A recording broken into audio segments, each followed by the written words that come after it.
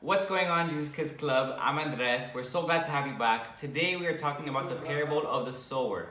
And we open up in Matthew 13, verse 1. And here it's really important. All the letters and the words that are in red is Jesus' words specifically. That's him talking. And this is a parable, so it's Jesus telling us a story with an important lesson. So make sure you pay attention to what he says. So that same day, Jesus went out of the house and sat by the lake. Such large crowds gathered around him that he got into a boat and sat in it, while all the people stood on the shore. So there were so many people that came to listen to Jesus, to listen to these stories and these lessons that he had to say, that they were all gathered up on the shore. So he got by himself on a boat, and he was like imagine they're all on the shore and they're looking into the water, and he's just there speaking to them. All right. He told them many things in parables, saying, and here he starts talking.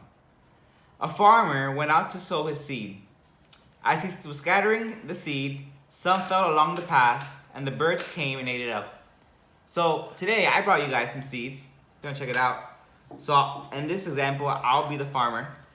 I have my seeds.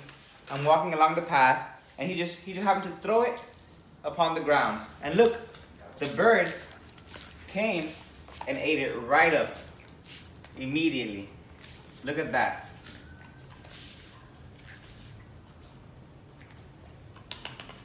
Thank you, Angel, for volunteering as the bird. Boom. Now it says, some fell on rocky places. So here we have our rocky place. Throw my seeds. Where it did not have much soil. It sprang up quickly, so it grew. But when the sun came up, the plants were scorched, they withered and had no root. So the sun came up, they scorched, and just like this, they withered, they had no root, they died, fell off. Then he says, other seeds fell among the thorns, which grew up and choked the plants. So right here we have some plants that are super thorny. And look what happens when these seeds grow. They don't have any space. They can't grow and they get choked up and they die. Look at that. No life.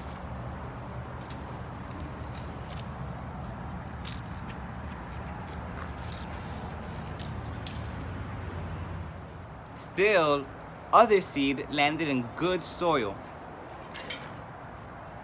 So I'm going to plant my seed in good soil. And it produced crop. 60 or 30 times what was sown. It lived, it was fruitful, it produced. That's enough to feed a whole flock. Jesus says, he who has ears, let him listen. I have ears, I think. You have ears, I hope. So let us listen to these words that Jesus has to say. Well, that's a nice story, with the sower and his seeds. But why is Jesus telling us this story? The disciples asked the same question. They came to him and asked, why do you speak to the people in parables?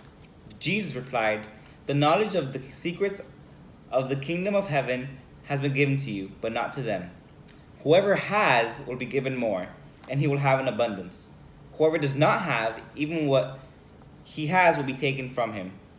This is why I speak to them in parables. Though hearing, they do not see. Though seeing, they do not see. Though hearing, they do not understand. In them is fulfilled the prophecy of Isaiah. You will be ever hearing but never understanding. You will be ever seeing but never perceiving. For this people's heart has become calloused. They hardly hear with their ears, and they have closed their eyes.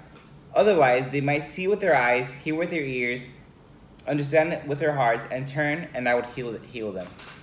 So here, Jesus is saying that, even though people might hear the word of God, and, they might, it might be coming in through their ears, they're not really, understanding or grasping what it is. Although they might be seeing, preachings and miracles in front of them, they might not be, really paying attention to what it is going on.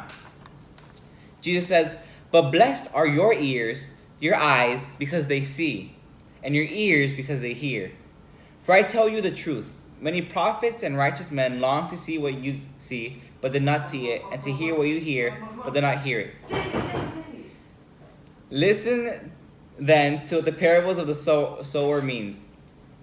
When anyone hears the message about the kingdom and does not understand it, the evil one comes and snatches away what was sown in his heart.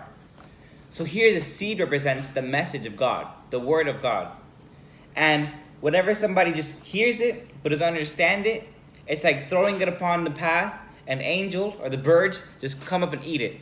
That represents the enemy, the devil. He doesn't want you to understand that. He doesn't want you to hear it. So he comes and takes it away. Because all he does is kill, steal, and destroy. This is a seed sown along the path. The one who received the seed that fell on rocky places outside is the man who hears the word and at once receives it with joy. But since he has no root, he lasts only a short time. When trouble or persecution comes because of the word, he quickly falls away. This is like those people, I don't want to say names, but they come to church and they say, yes, I received. Yes, that was so amazing. I love Jesus. All of this, I'm so happy. Jesus loves me. I'm blessed. But, they don't really believe in their hearts what they're saying or what they're hearing. And even though they might be kind of excited about it, once something troubling happens, once their friends say, oh, you're a Christian, they say, oh, no, I'm not. Jesus, who is that? Or once something happens, they don't turn to God. Since they didn't really grasp onto it, they let go when troubling times come, when the wind comes, the sun comes. The one who received the seed that fell among the thorns is the man who hears the word, but the worries of the life and the deceitfulness of wealth choke it, making it unfruitful. So this word gets choked up by the things around it, which is the deceitfulness of wealth. And that can be many things. You know what I mean? I know people that, they love the word, they know the word, they've grasped the word, but, their own selfishness and their own, greed is what chokes it up and kills it eventually.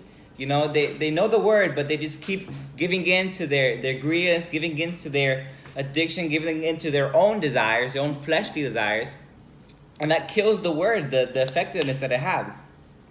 But finally, the one who received the seed that fell on good soil is the man who hears the words and understands it. So I hope you guys are understanding what I'm saying right now.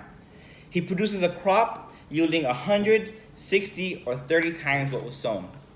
So here, we want to be like the seed sown on good soil. And what does that mean? That means that when the word comes, when his message comes from the kingdom of heaven, it's our responsibility to hear it and understand it to our fullest capacity. To really make sure that we're putting it into good soil and that we can see it produce fruit in our lives. Right? And we're always producing fruit. But what kind of fruit are you producing? Whatever you're sowing, whatever is sowing into your life. If all you're sowing is, if all you're spending time on is Fortnite, video games, YouTube, then, all that trash, all you're going to produce is trash. But if you get sown with good soil and the life, love, and, just righteousness of God, then that's what you're going to produce. The fruits of the Spirit. Love, joy, peace, patience, kindness, goodness, faithfulness, gentleness, and self-control. I hope you guys know those too. And so that concludes this lesson for this week. I hope you guys enjoyed it. I hope you guys understand it. And I hope you guys keep sowing in good soil.